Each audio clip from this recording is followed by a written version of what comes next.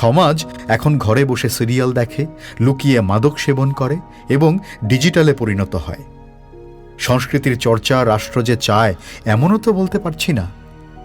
তন্নুর কথা মনে আছে তো? সেই যে মেয়েটি অভিনয় করত, আবৃত্তি করত, পড়ত কুমিল্লা ভিক্টোরিয়া কলেজে, বাসা ছিল কুমিল্লার সেনানিবাস এলাকাতে। মঞ্চে তাকে দেখা যেত, চটপটে প্রাণবন্ত মেয়ে, চোখে পড়ত। প্রাণবন্ত হওয়ার অপরাধেই প্রাণ দিয়েছে, ধর্ষিত হয়েছে এবং নিহত। রাষ্ট্র কোনো বিচার করেনি। 3 বছর পার হয়ে গেল, তদন্ত এগুলো না।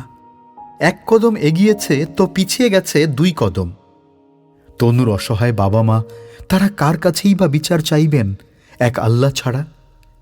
বিচার চাইছেন তার কাছেই। আইনের শাসন চাই, আইনের শাসন চাই বলতে বলতে যারা ক্লান্ত হন না, তাদের সাধুবাদ জানাই। তাদের কামনা সফল হোক, এটা কায়মনোবাক্যে কামনা করি।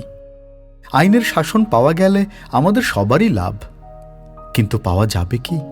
ভরসা করার কারণ তো দেখি না।